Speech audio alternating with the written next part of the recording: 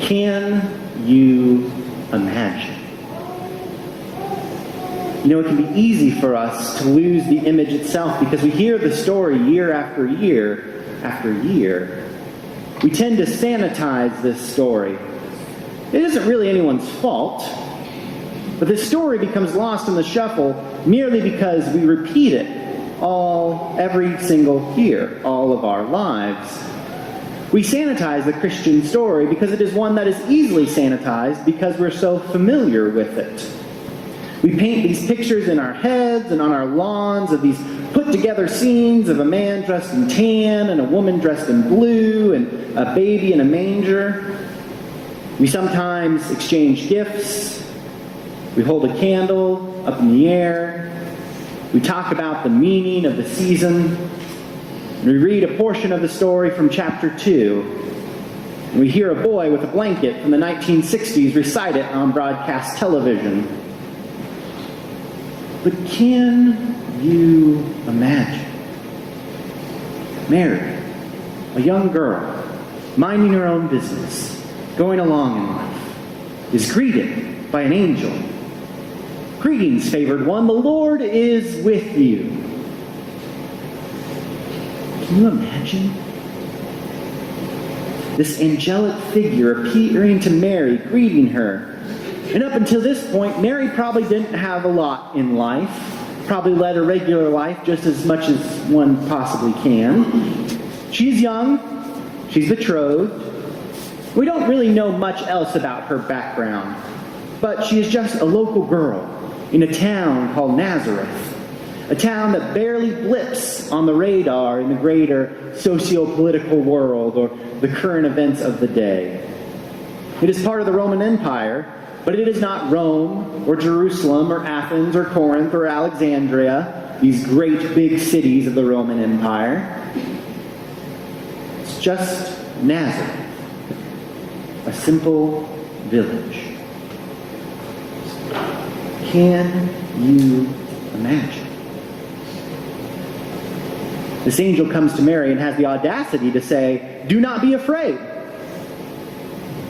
You see, we talked about this phrase in our adult Logos class this Wednesday, because truth be told, Mary had every reason to be afraid. Why wouldn't she be afraid? You see, angels do this a lot. In fact, if you see an angelic being tell a human, "Do not be afraid," quite frankly, they usually have a pretty good reason to be afraid. And so I think it's always interesting when angels tell people in Scripture, "Do not be afraid." You see, because fear is a very powerful tactic. Fear gets people out of their chairs. The world tells us to be afraid. We should be afraid of scarcity, afraid of our neighbors, afraid of strangers that could be coming to get us. Fear is a powerful motivator. It has been that way since the beginning of time. Many of you may be familiar with the Italian political philosopher Machiavelli.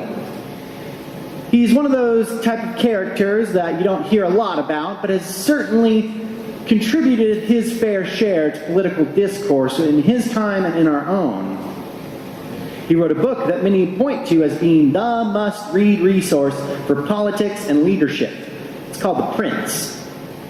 And this most famous quote from this work being, "From this arises the question whether it is better to be loved rather than feared, or feared rather than loved. It might perhaps be answered that we should wish to be both. But since love and fear can hardly exist together, if we must choose between them, it is far safer to be feared than loved." Now, to be fair, Machiavelli wrote a lot in this book. He did write a lot more about how leaders in the world, political leaders, leaders of any kind, should be loved. But that quote, perhaps that's what you've heard from him, that it is better to be feared than loved. It's what's stuck in our cultural mind from him. If you are feared, you are respected. If you are feared, then you can get people to do what you want. If you are feared, then people will listen to you. You can see this ideal being played out all over the place, all over the globe, all throughout history. There are many voices that tell us that we should be afraid. So the question remains, what does it mean when the angel tells Mary instead, do not be afraid? Can you imagine? Because you see, the angel brought good news. The angel tells Mary that she'll be bearing a son. Not just any son, but a son that will be great. Will be called Son of the Most High. The child she bears will reign, and there will be no end to his kingdom. This is no ordinary child. This child is the Son of God. That Jesus would reign and be king. That everything will be ruled by the Holy One. That Christ's arrival will usher in a kingdom that we can trust. A kingdom that has no equal. Everything that came before and everything that comes after will not measure up to the power that this child will have. Can you imagine this? But still, there's that phrase, do not be afraid. Because when Mary was told this by the angel, she had, rightly, some technical questions, and those are addressed in this story. But at the end of it, she said, here am I, servant of the Lord. Let it be according to your word. Mary had to have some sort of extraordinary faith. It seemed these words show that Mary felt comfort in this moment. Her words reflected an absence of fear. They reflected peace. You see, Mary understood what this message from the angel meant. And we'll dive more into what Mary may or may not have known next week. But here you see Mary felt peace.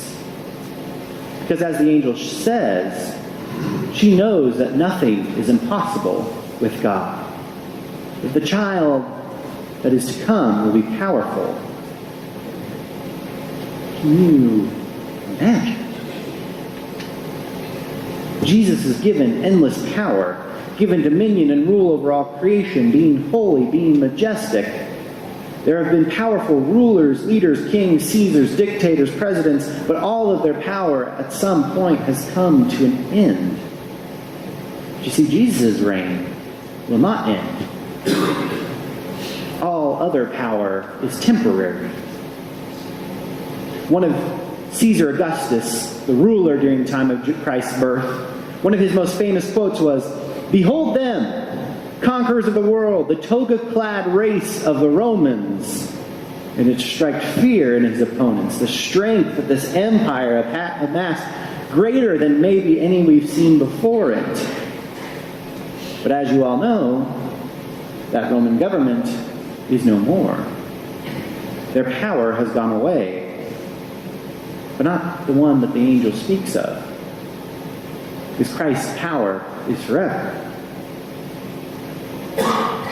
Because of this, could you imagine what an all-powerful leader could do that has endless power, whose reign will never come to end? What kind of leader could that be?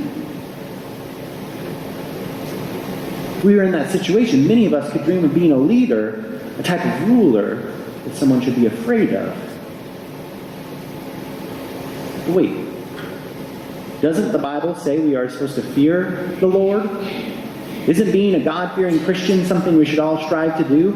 Proverbs 1:7 says the fear of the Lord is the beginning of knowledge. So we should fear God and fear Christ. But you see, the Hebrew word that we are translating for fear is yara. The literal translation of the word is a flow from the gut. Now, it'd be a little weird to put flow from the gut into our English translations of the Bible. So many Bible translators use fear as the word. And yes, there are times in the scriptures when we see the word fear and it means afraid, like we understand it today. When we talk about fearing God, we're talking about something else. As C.S. Lewis states, we aren't talking about fear like a ghost or a lion, rather a feeling of awe or wonder. You know that gut feeling you get when you see something that is bigger and grander than you are? That captivates you? That feeling that you feel in your gut that flows out. That's what it means to fear the Lord. No, being afraid of Christ is not what it means to be part of Christ's kingdom. Because Christ has not come to scare us or promote fear. Christ's kingdom promotes peace. Because this story of the angel coming to Mary does not come to us in a vacuum. We know what this child ended up preaching. He preached about the first being last. He preached about caring for the poor, the widow, and the stranger. He calls us to love our neighbors endlessly. He calls us to give to the one who is needy. He preached in the Gospel of John that when he left this earth, he left us peace. That he gives us peace. And that we should not fear. That he hears our needs. Can you imagine? See, the message of Christ, the message of the ruler who rules over all, is not one of power, but of peace. Of course, that message sometimes gets crowded out in this world. As stated before, there are many who use fear as a weapon. It might even be ourselves that use fear as an excuse not to do what God has called us to do. Many have said, "Follow me because I will protect you."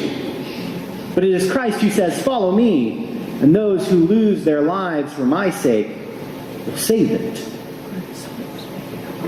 It is a peace that Christ offers us for this journey called life.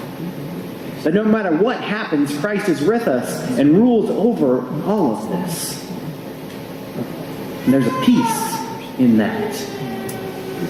We have to run away from fear in order to get peace.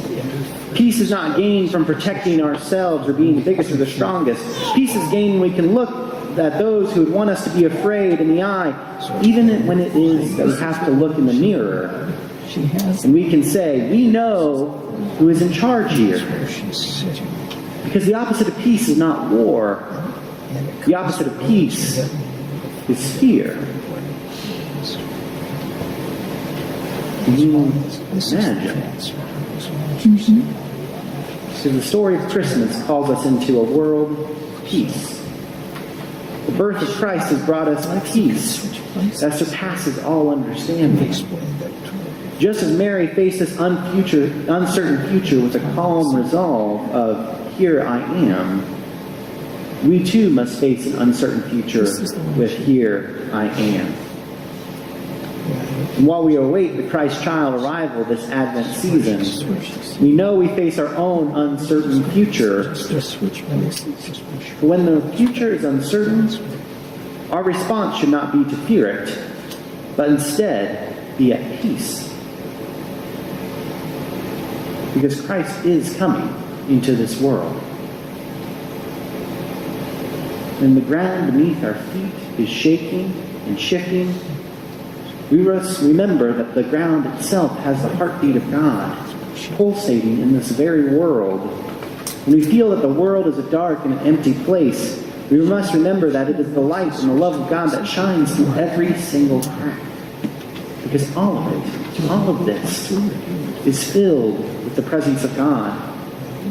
When we hear that we are to fear, run away, or fight others, we must remember that it is God who loves those that we are told to hate, and those maybe that we do hate. Any message that differs from that, it's not of God. Because it is God that brings peace, not fear. You see, when we do that, we live in a different world, a better world. Perhaps if we stop listening to those voices, even those voices of ourselves, that tell us all the reasons to be afraid, and instead listening to the one that brings us peace. Remember the voice of the angel that says, "Do not be afraid, because a king is coming. And he will be more glorious and more awesome than anything you've seen before. A king that will rule forever, who is the very Son of God."